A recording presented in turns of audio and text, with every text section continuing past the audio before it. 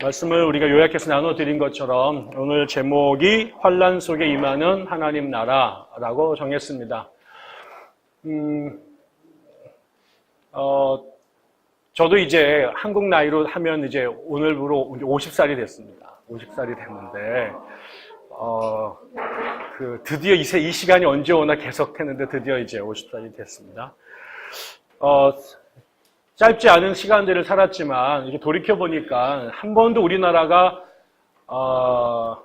좋았다. 내가 지금 사는 이 시절이, 되게 안정되고 좋다라는 생각들을 했던 경험은 별로 없었던 것 같아요. 나라에서도 정치적으로 어렵다라는 얘기를 늘 들었고, 경제적으로도 어렵다는 얘기를 늘 들었고요. 근데 제 주변에 사시는 분들도 늘 힘들다라는 이야기를 늘 들었던 것 같습니다. 근데 지나고 나니까, 그 시절이 참 좋았구나. 또 지나고 나니까 그때가 더 행복했구나. 이런 생각들을 많이 하게 되는 것 같습니다. 그 중에 특별히 이제 2017년을 맞이하는 이 해는 적어도 제가 이렇게 정상적으로 사고를 하고 난 이래로 가장 혼란한 시절이 아닌가라는 생각들을 해봅니다. 물론 제가 어렸을 때는 나라가 더 어려웠던 정도 있었지만 그때는 제가 자리분별을 하지 못했기 때문에 대통령이 시해를 당했을 때도 혹은 광주에서 그런 일이 벌어졌을 때도 저는 잘 몰랐고요. 그냥 울래니까 울고 만화 영화 안 나와서 그냥 슬퍼서 울고 이랬던 기억은 나지만 그분이 돌아가신 게 아니면 나라가 혼란한 게 전혀 개념이 없었고요. 심지어는 86년, 87년 그 어간에 저는 이제 고등학교를 다녔는데 그때 되게 혼란했지만은 그때 전혀 최루탄이 터져서 괴롭긴 했지만 어떤 시대인지 분별할 수는 없었던 그렇게 보냈죠. 그러시고 난 다음에 이렇게 우리가 대통령이 탄핵을 당할지 모르는 시대가 되고 생각보다 대선이 빨리 벌어져야 되는 그런 시간. 작년 연말부터 시작된 이 분위기가 아마 내년 올 한 해 계속 가지 않을까 싶기도 하고 그런 것도 혼란스럽지만 그거를 통해서 벌어졌던 우리가 잘 몰랐던 아니 모르는 게 더 좋았을 것 같은 어마어마한 그런 치부들이 우리나라의 가장 정상에서 그렇게 터져 나오는 것들을 보면서 죽으라고 열심히 일한 사람들이 이제 허탈해하는 이런 시간들이 더 괴로운 것 같아요. 그리고 또 그러다 보니까 도대체 우리나라가 지금 청와대가 국회가 아니면 이런 것들이 정상적으로 돌아가고 있는 시기인가? 나라 살림은 누가 하나? 이런 거 보면 굉장히 그야말로 가장 심각한 혼돈의 시기가 아닌가라는 생각들이 듭니다.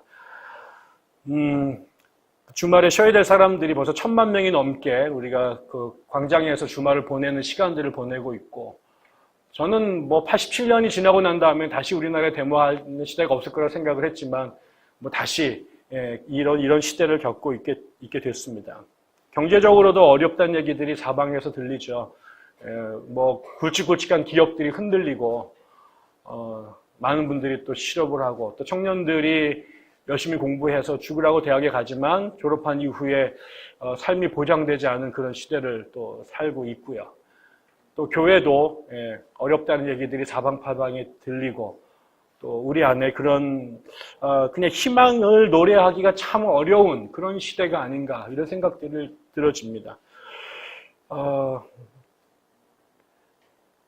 그럼에도 불구하고 또 세월은 흘러서 우리가 2017년 새해를 맞이하게 됐습니다. 인간적인 눈으로 보면 그렇게 웃을 만한 이야기들이 별로 많지 않고요. 아니면 우리가 정말 미래를 이렇게 낙관할 만한 그런 포지티브한 사인들이 별로 이렇게 있지는 않지만 또 생각해보면 제가 말씀드린 것처럼 언제는 그러지 않았느냐라는 말씀인 거죠. 우리가 지금 늘 어렵다고 말하지만 돌이켜보면 한 번도 어렵지 않았던 시절은 없었던 것 같아요.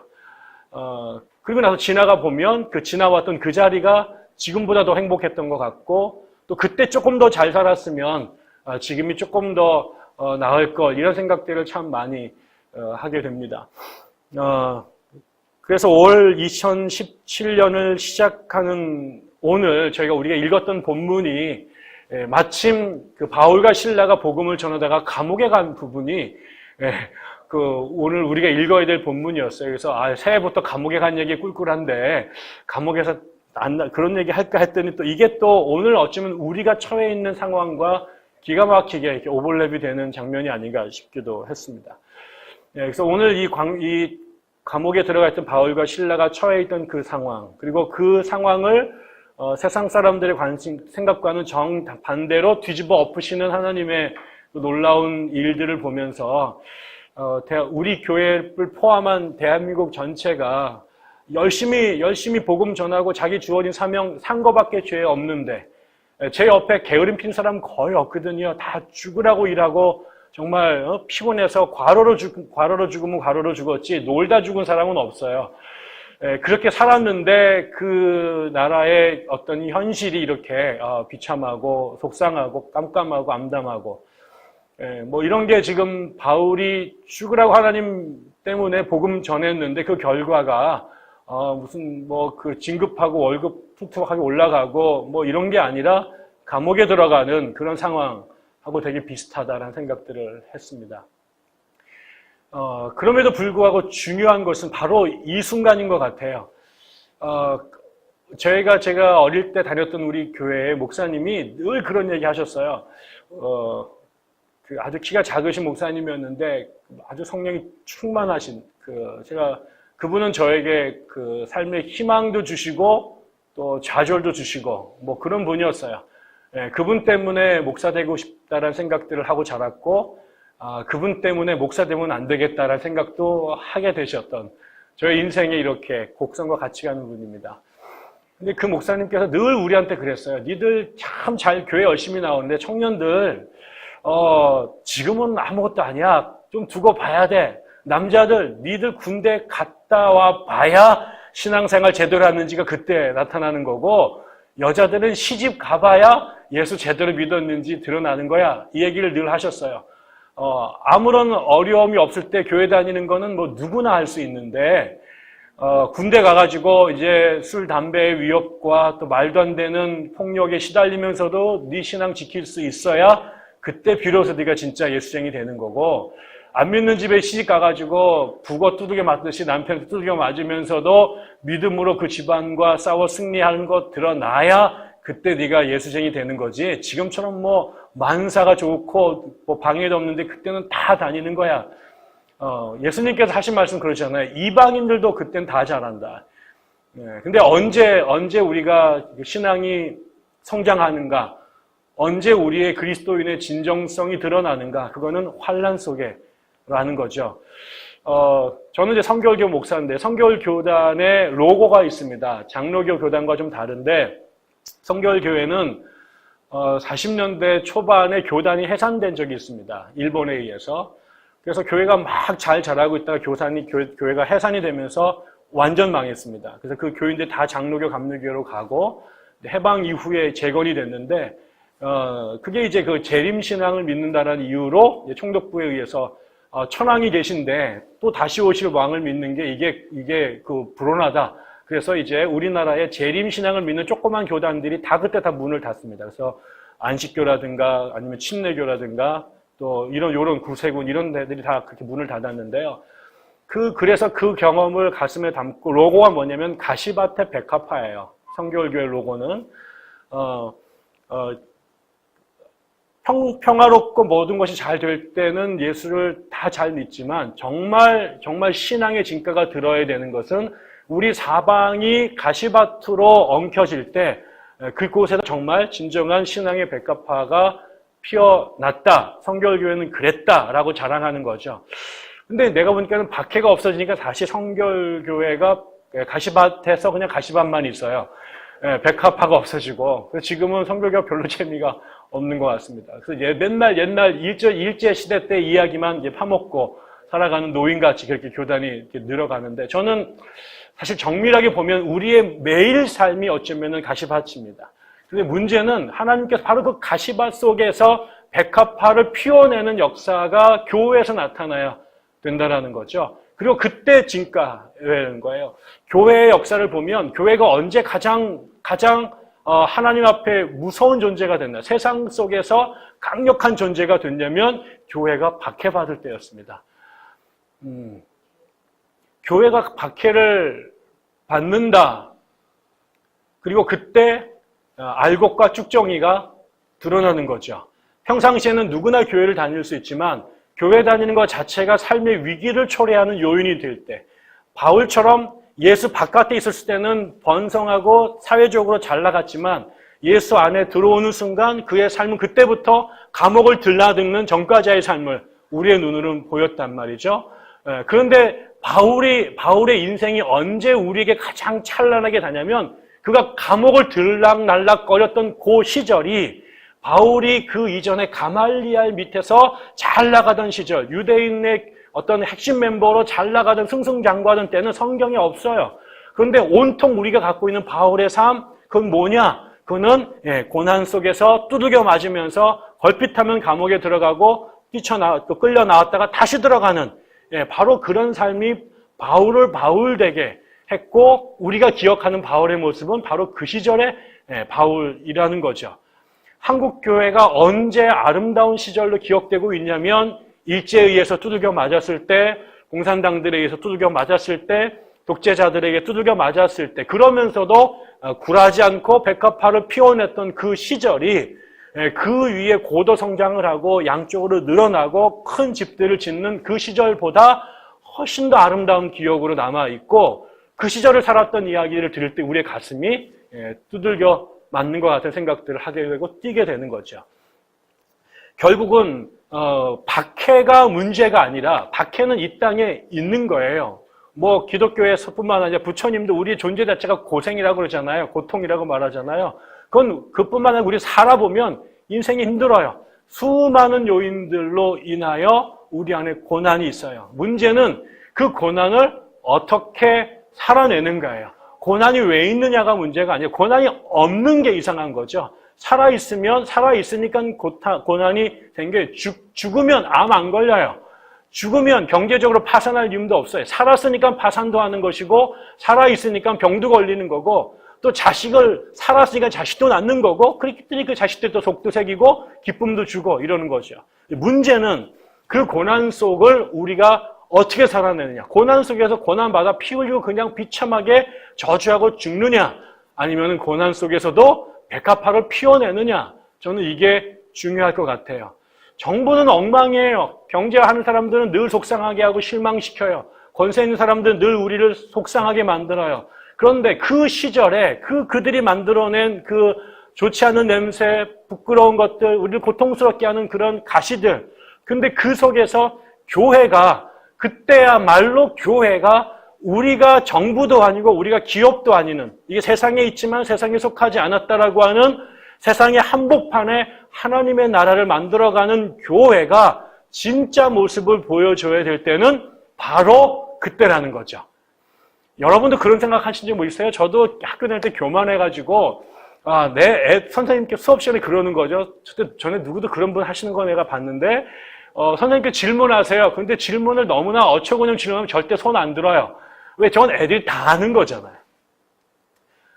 그래서 나는 아무도 모르는 질문을 했을 때 내가 손을 들어야 배동만의 진가가 드러난다. 그러나 그런 기회는 안 왔어요.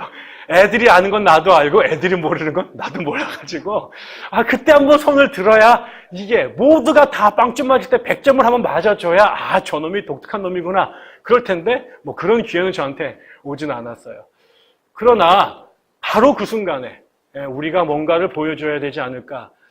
저는 군대 생활을 했는데 뭐 특공대 간 것도 아니고 방위병으로 갔습니다. 그래서 내 나름대로 아주 힘들었어요. 정말로 힘들었어요.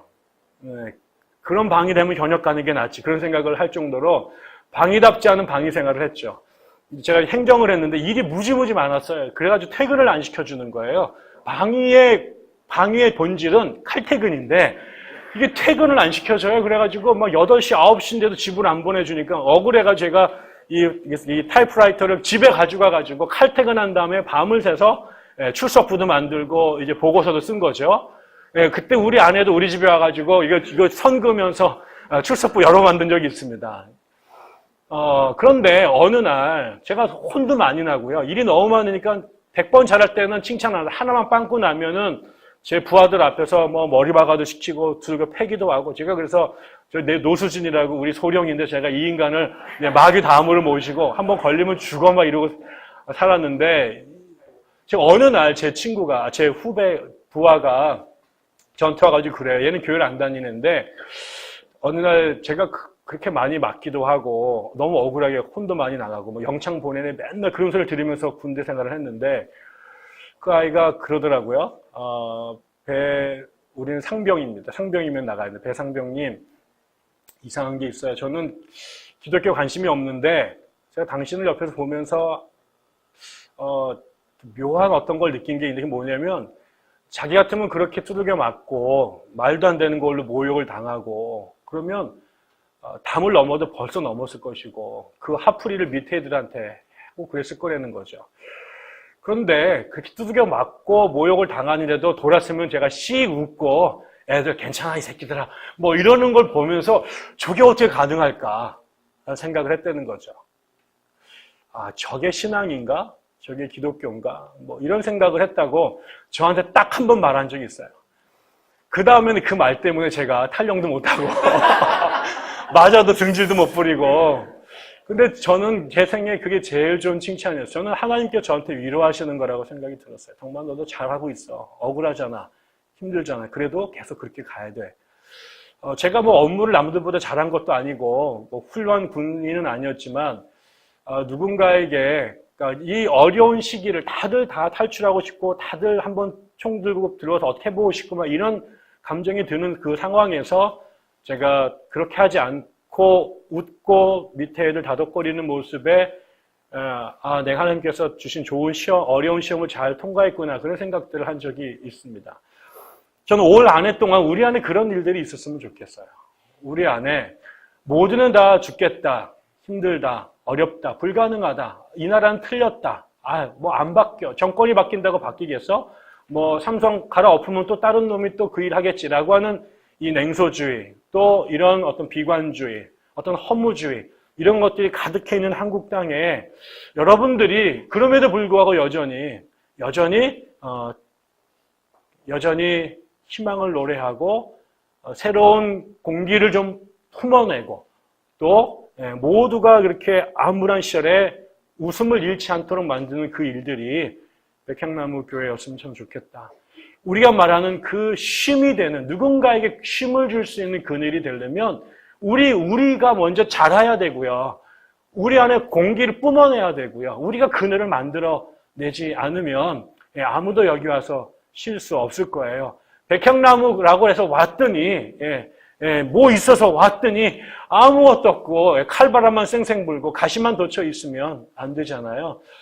어쩌면 우리가 자라는 기간 그리고 우리가 진면목을 드러낼 수 있는 시간이 남들이 모두 다 희망 없다고 말하는 이 시대에 모두가 고통스럽다고 말하는 그 시대 그때가 아닐까 생각을 합니다.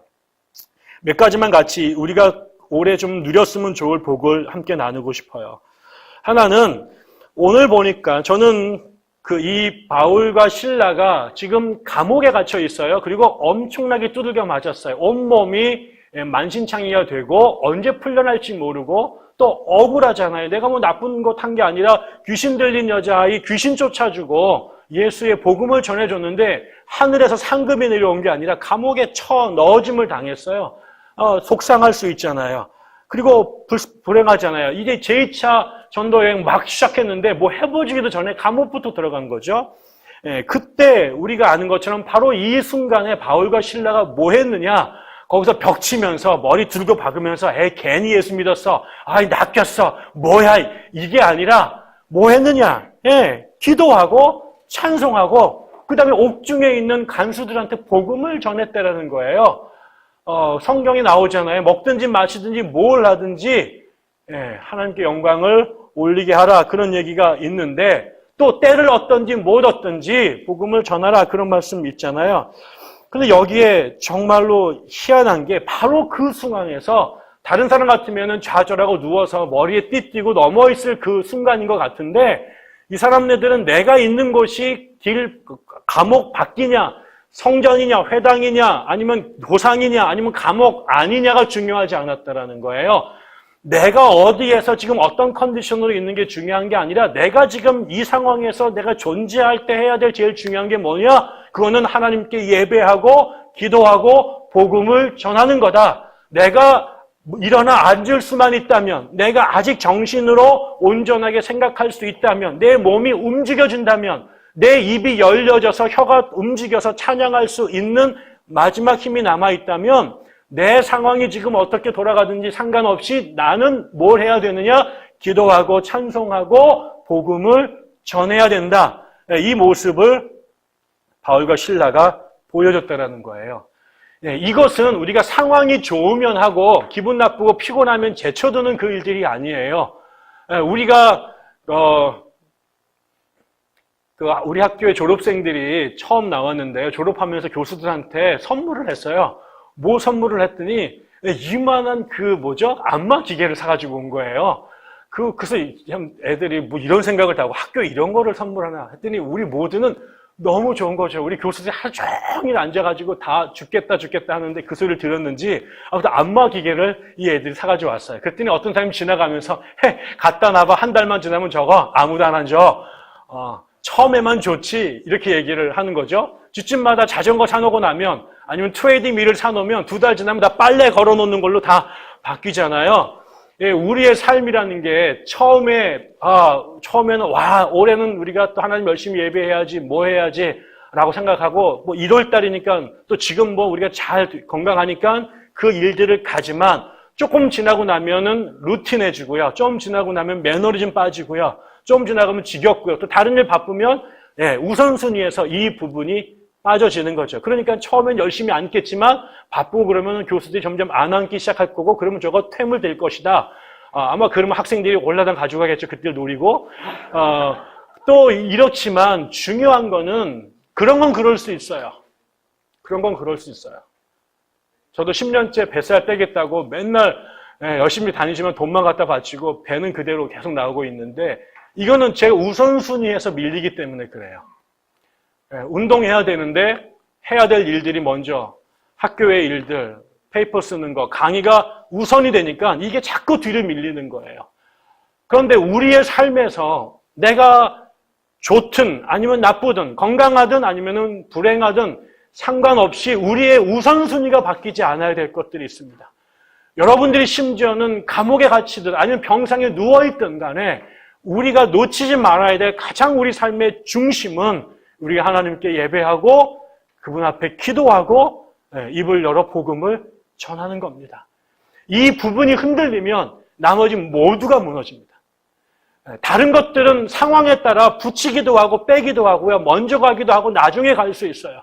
그러나 우리가 어떤 상황에도 놓치지 말아야 될 가장 중요한 것은 주님 앞에 제단을 쌓는 것입니다.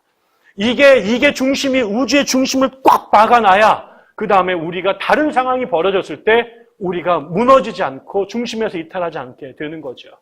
제가 존경하는 우리 교회, 제가 자란 어린 교회에 장로님이 한 분 계셨어요. 이분은 어릴 때 이 나병을 앓으셨던 분인데 양계장을 하시는 분이었어요. 굉장히 못생겼어요. 정말. 그런데 이 분이 참 우리 교회에 너무너무 훌륭하신 장로님이셨는데 어느 날 이분이 드디어 막 말년이 돼서 당뇨에 막 이런 것들 때문에 껄피되면 쓰러지시고 병원에를 뭐 들락날락 하셨어요. 나중에는 이제 그 병원에 들어가시고 3개월 후에 소천하셨는데 굉장히 몸이 안 좋으셔서 병원에 갔죠. 우리가 이제 걱정이 너무 많이 되고 우리 교회에 정말 혼자서 교회를 짊어지고 하는 너무나 좋으신 분이었는데 장로님이 병문안을 갔어요. 그래서 뭐 이제 막 여기 사방에 꽂고 막 너무나 불쌍하고 안타까워서 장로님 괜찮으세요? 이렇게 말씀을 드렸더니 장로님이 씩 웃으시면서 좋아. 뭐가 좋으세요? 야, 여기 들어오니까요. 아무도 건드리는 사람 없지. 24시간 예배야. 24시간 예배야. 아무도 건드리는 사람 없잖아. 하루 종일 성경 읽고 찬양하고 기도하고 야, 너무 좋아. 이렇게 조금만 더 살다 죽으면 좋겠어. 그러셨어요. 저는 그게 너무 충격이었어요. 얼마나 아플까? 그런데 이분은 그 순간이 전심으로 하나님께 예배할 수 있는 시간을 평생 처음으로 주셨다고 그 3개월을 병상에서 그러다가 가셨어요. 제가 군대 있는 사이에. 저는 그것이 참 중요해요. 그분은 건강하셨을 때에도 주일날 되면 본거차에 자기 식구들 13명을 데리고 와가지고 교회 앞자리에 2줄로 앉아서 예배 드리던 분이에요. 번 돈 모두 다 교회에다 바쳐서 그 닭 팔아서 번 돈으로 교회 버스 타주시고 애들 밥 사주시고 그러신 분이었어요. 평생 그렇게 사셨어요. 그런데 그 몸이 무너지자 병상에서도 24시간 눈 뜨면은 찬양 부르고 눈 뜨면은 찬양 부르고 예배 드리다가 가신 거죠. 저는 우리 교회 안에 이 예배가 지금도 너무나 귀하지만 여러분들의 삶에 이 예배가 중심이 됐으면 좋겠어요. 여기뿐만 아니라 이게 여러분의 가정으로도 좀 옮겨지고 여러분의 일터로도 움직여서 온전한 예배 형식을 갖춘 상관없이 가는 곳마다 기도하는 자리, 가는 곳마다 찬양하는 자리, 가는 곳마다 주의 복음을 나누는 자리로 여러분의 삶이 우리 교회의 삶이 되었으면 좋겠어요. 백향나무 교회는 여기로 모여드는 것이지만 백향나무 교회는 사방으로 흩어져야 여러분이 있는 곳 그 자리가 전부 다 교회여야 되고 그것이 생명의 나무가 심어져서 사람들을 살리는 그리고 이걸 종교학적 용어로 우주목이라고 그럽니다. 이 하나님 하늘과 땅 연결되는 옴팔로스 우주의 배꼽에 신과 만나는 그 자리 이 백향나무가 그 나무들을 여러분의 삶 속에 가져가셔서 예배함으로 하늘과 연결되는 그 신기한 역사가 여러분이 거하는 그 머리 숫자만큼 대한민국 땅에 확장됐으면 참 좋겠습니다. 두 번째, 이 바울과 실라가 그 어렵고 어려웠을 때, 그럴 때 좌절하지 않고 하나님 앞에 기도하고 찬양하고 복음을 전하자 무슨 일이 벌어져요?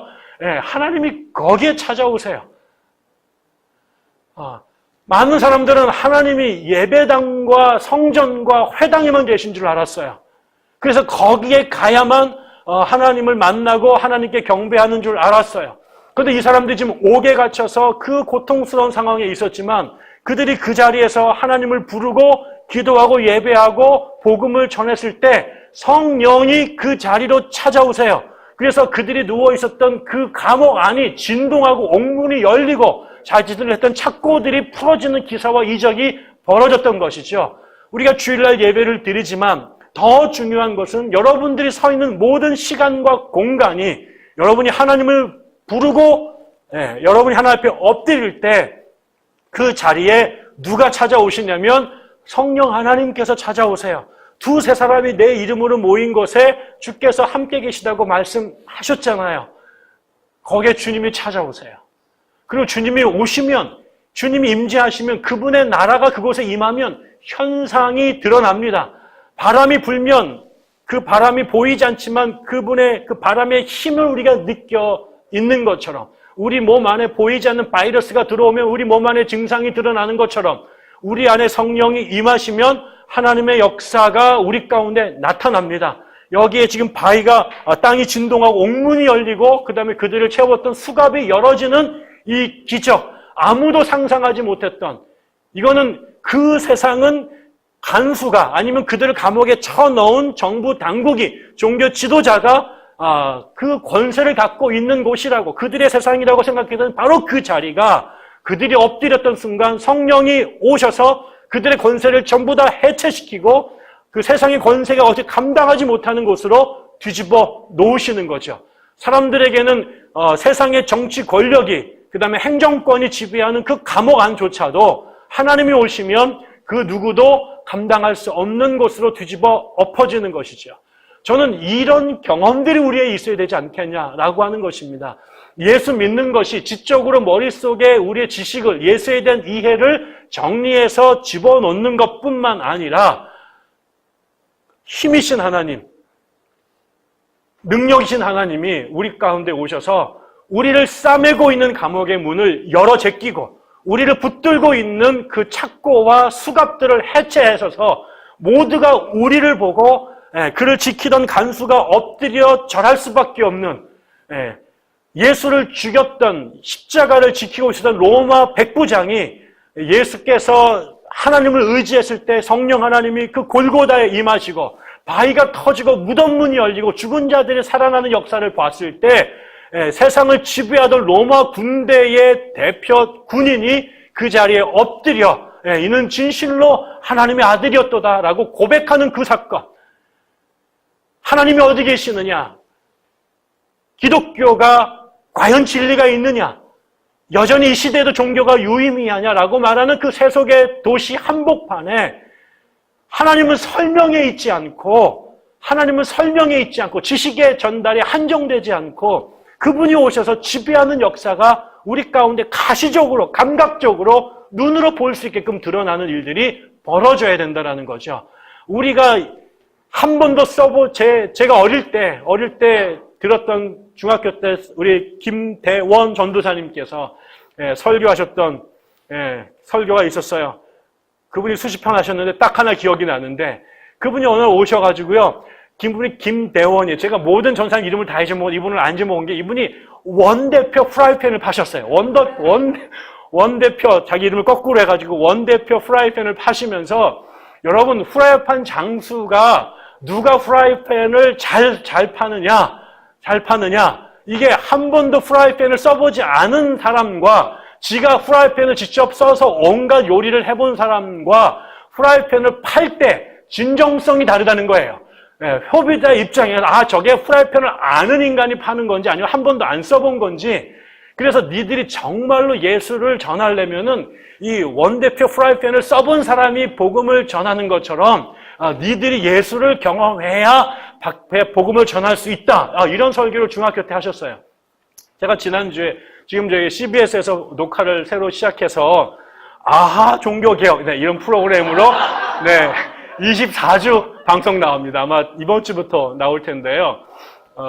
8분, 6분 정도짜리 짧은 종교개혁을 이렇게 토막토막 강의를 합니다. 근데 제가 하는 건 뭐냐면 원고를 써서 보내면 거기 이제 방송 작가가 이거를 이제 그 방송에 맞게끔 고쳐요.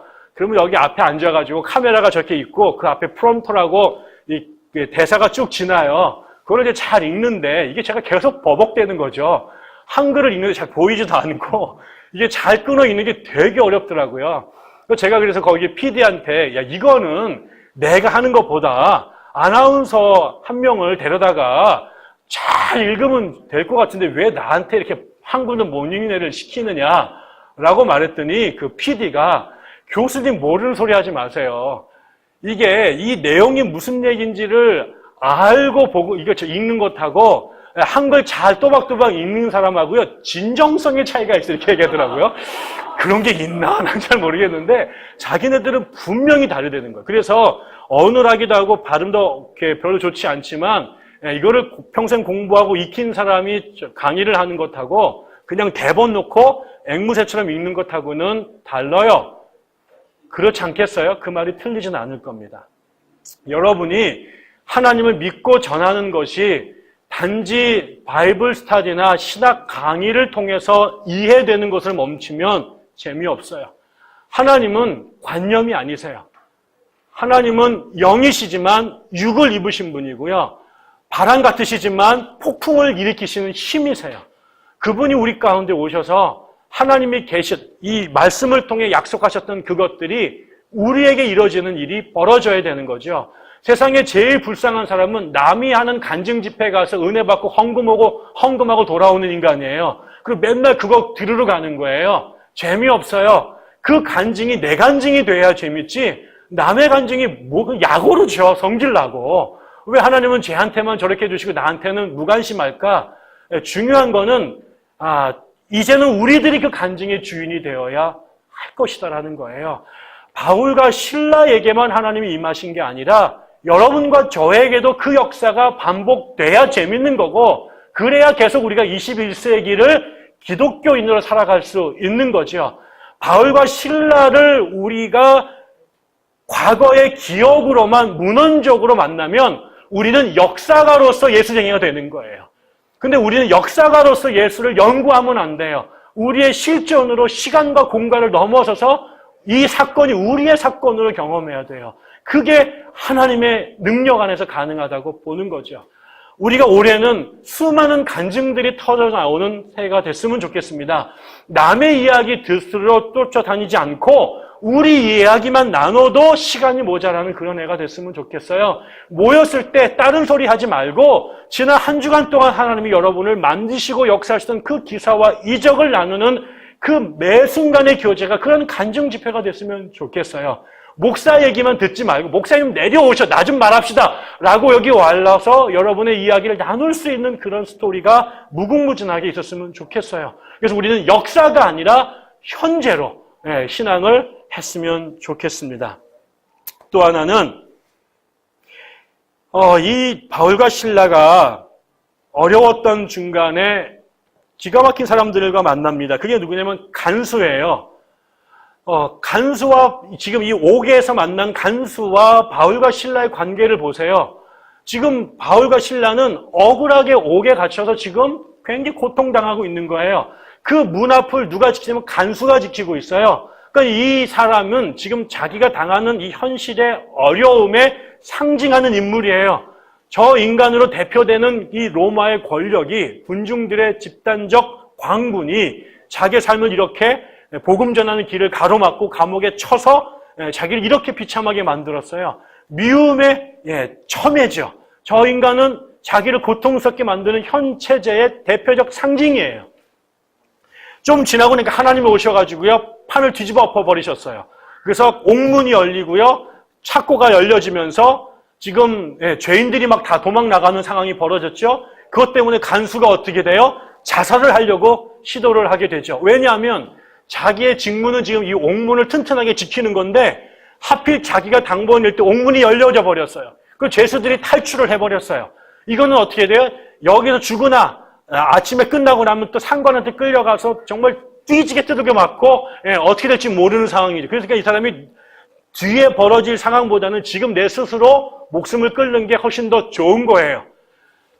바울과 실라 편에서 간수는 자기의 삶을, 자기의 사역을 가로막는 부당한 세속 권력의 상징이고, 또 이 간수의 입장에서 바울과 실라는 자기의 간수로서의 커리어를 꽉 낼 수 있도록 자기 삶을 가장 큰 벼락으로 밀어넣은 원흉이에요. 나 죽고 니 죽자 이럴 수 있는 이런 상황이 된 거죠. 그래서 딴 데서 만났으면 좋은 친구가 될 수도 있었을 텐데 하필 이런 상황 속에서 만나서 서로가 한 사람이 살면 다른 사람은 죽어야 되는 이런 기가 막힌 외나무 다리에서 둘이 만났죠. 거기에서 무슨 일이 벌어져요? 성령이 임하셨고 바울과 실라가 그 와중에 그 사람에게 주 예수를 믿으라. 그리하면 너와 내 집이 구원을 얻으리라고 복음을 전합니다. 얼마 전까지 바울은 두들겨 맞고 감옥에 잡혀서 미래가 스톱된 절망의 상태였고, 이 간수는 지금 벌어진 상황 때문에 자기 스스로 목숨을 끊어야만 더 큰 비극을 당하지 않을 것 같은 기가 막힌 상황에 둘이 딱 대척점에 만났는데, 여기에 성령이 임하고 복음이 전파되자 무슨 일이 벌어집니까? 이 간수가 예수를 믿었고요. 그의 가족 전체가 예수를 믿었고요. 그들 전체가 세례를 받아요. 그 다음에 어떻게 해요? 지난번에 루디아의 사건과 똑같은 일이 벌어집니다. 이 간수가, 이름도 모르는 간수가 다시 바울과 실라를 자기 집에 데리고 가서 함께 식사를 나눕니다.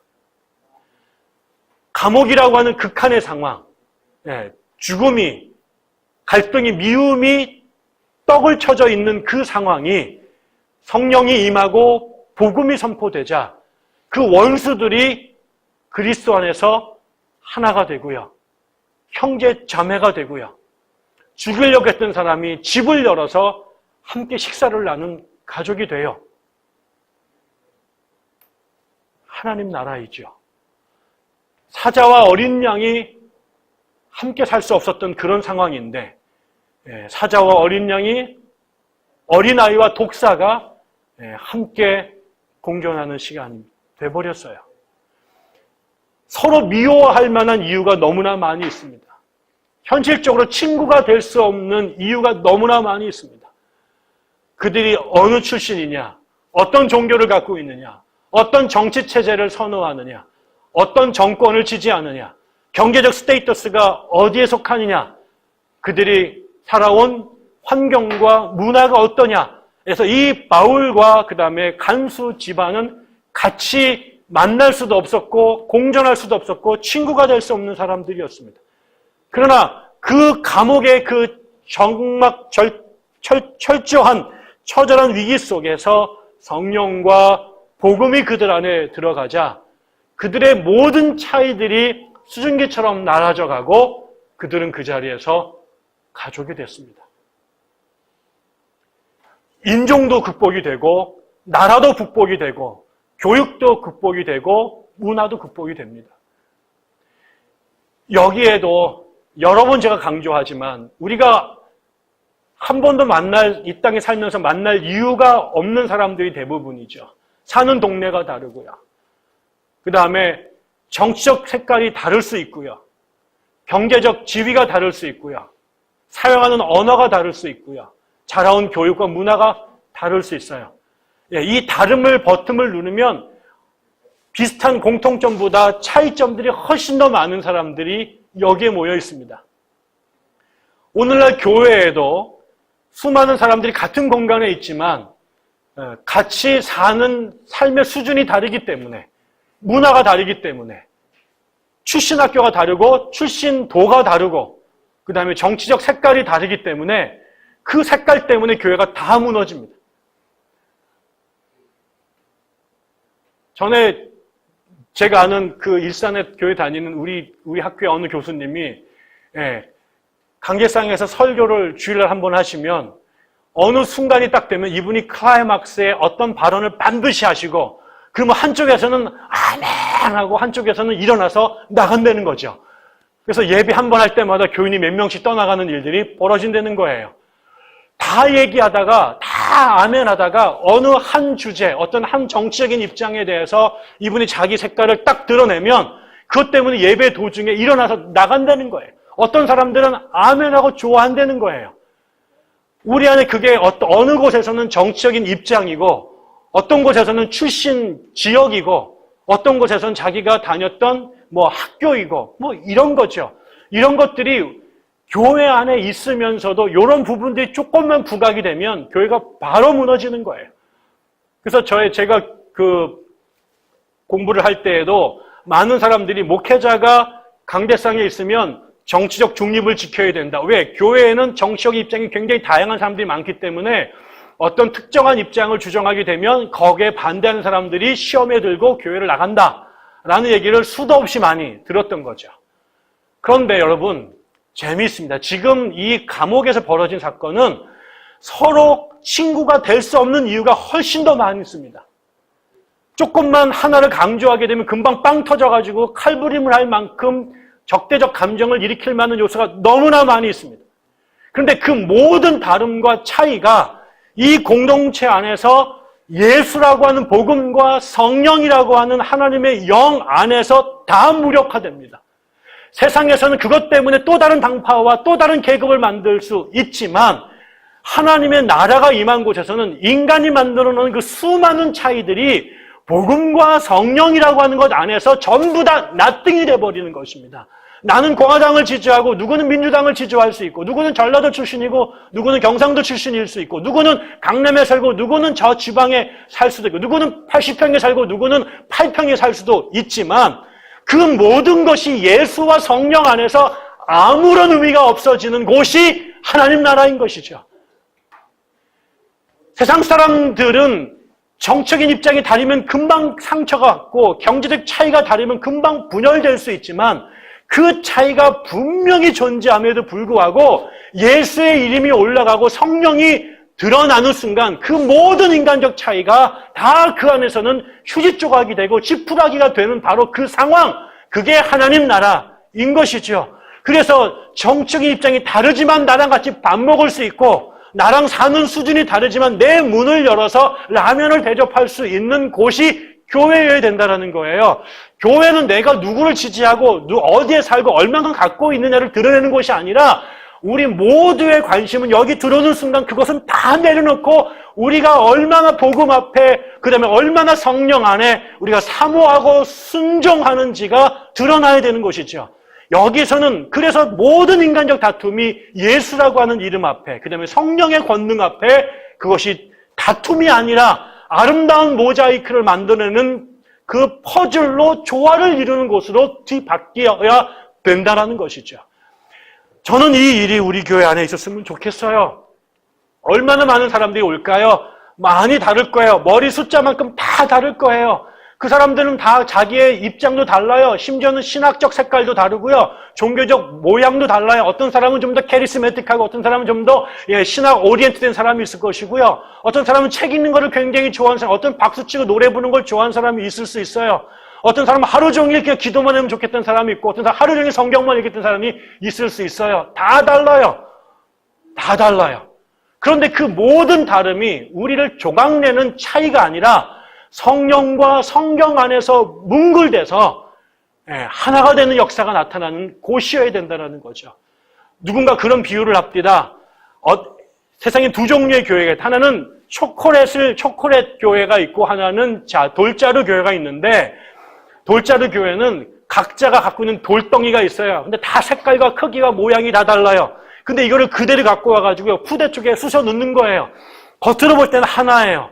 근데 그 안에 들어가면 돌멩이가 다 분열돼 있어요. 서로를 계속 깎아요. 아파요. 그래서 나중에 언제 찢어질지 몰라요. 그런데 초콜릿 교회는 각자가 들고 온 초콜릿의 모양과 당도와 크기와 색깔이 다 달라요. 근데 이거를 이따만 드럼통에 집어넣어가지고 막 성령의 불로, 복음의 불로 막 태운 거죠. 그랬더니 그 안에 녹아 들어갔어요. 자기 색깔이 그대로 있어요. 빨간색 들어있고 파란색, 흰색 다 들어있어요. 근데 나중에 이게 다 녹아 들어가가지고 나중에는 제3의 한 번도 생각해보지 못한 희한한 색깔에, 그 다음에 희한한 맛에 제3의 초콜릿이 됐다라는 거죠. 거대한 초콜릿이. 저는 우리 교회가 돌자루가 아니라 다른 색과 맛의 크기의 초콜릿이 성령과 복음의 불 안에 녹아져 우리가 한 번도 상상하지 못했던 크기와 맛과 색깔을 가진 교회로 빚어지는 것, 올 한해 우리가 누려보는 축복이 됐으면 좋겠습니다. 끝으로는요, 감옥에 갇혀 아팠어요. 그러나 그곳에서 하나님께서 함께 하셨고, 그래서 우리를 그 감옥에서 계속 간수와 둘이서 이렇게 콩땅콩땅 지내는 것이 아니라 옥문을 박차게 하셨고요. 그 다음에 뛰쳐나오는데, 나중에 바울이 로마 시민권을 갖고 있었다는 사실을 뒤늦게 군병들이 알게 됩니다. 그래서 자기네들이 잘못 건드렸다라고 쫄게 되죠.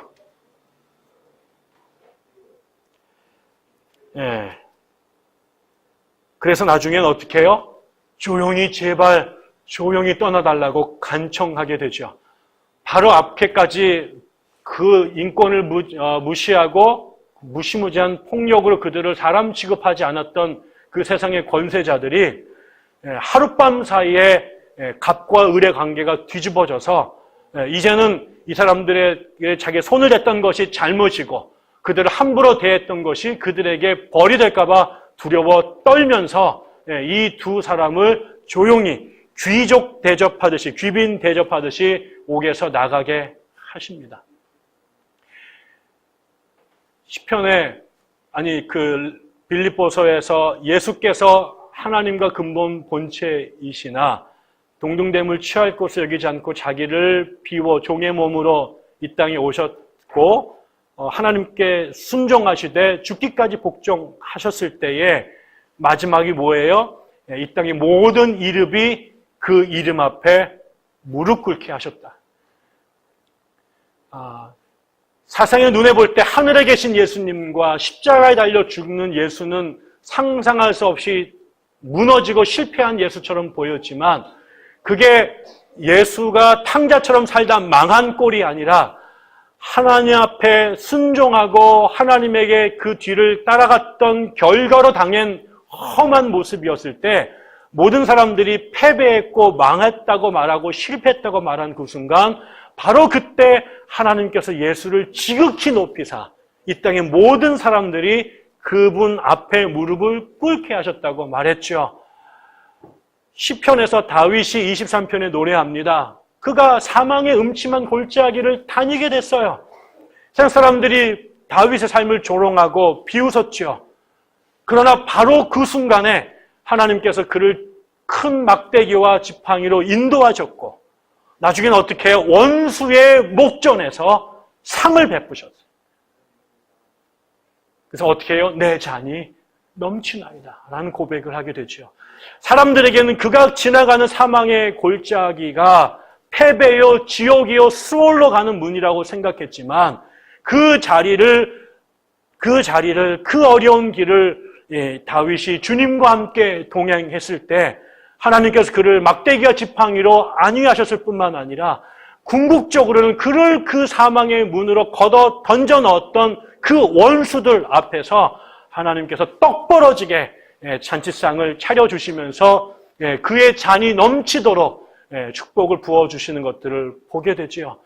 세상 사람들이 어렵고 부정하고 부패해서 이 시대에 우리도 생존하기 위해서는 똑같이 우리가 악인이 되고 부정하고 부패하고 그들이 걷는 길을 똑같이 걸어야 될 것처럼 유혹받으나 그 시대에 그 가시밭 속에서 하나님이 심어준 베카파로스의 우리의 정체성을 잃어버리지 않고 그 길을 뚜벅뚜벅 걸어갈 때 세상 사람들 눈에 우리가 가는 그 길이 바보 같고 멍청하고 우리에게 주어지는 현실이라는 것이 상이 아니라 감옥이고 폭력처럼 느껴지지만 그 길을 우리가 뚜벅뚜벅 믿음으로 주님 앞에 걸어가게 되면 그 자리에 하나님의 복음과 하나님의 영이 임재해서 나중에는 우리를 억누르고 조롱하던 그들이 우리 앞에 무릎 꿇고 우리 앞에 엎드릴 수밖에 없도록 하나님께서 우리를 지극히 높이시는 영광의 자리가 반드시 올 거다라고 믿는 거지요.